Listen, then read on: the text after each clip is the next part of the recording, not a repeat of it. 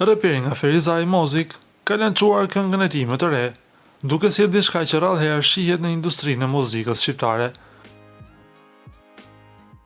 Në këtë projekt, ai nuk ka zgjedhur të sulmojë vetëm të tjerët, por ka kthyer gishtin nga vetja duke u përballur me mëkatet dhe gabimet e tij në një lloj vetgjyqi publik.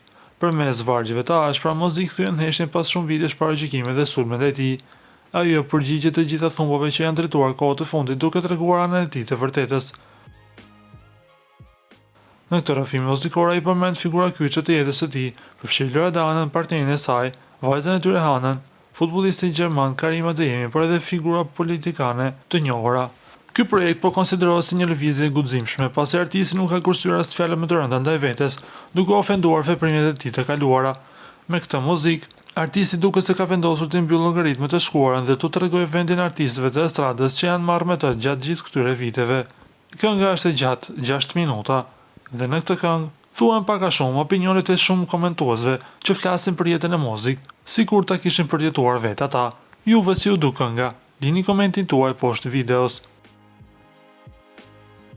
Ju lutem klikoni tek butoni subscribe për të marrë të rejat më të fundit nga showbizi shqiptar.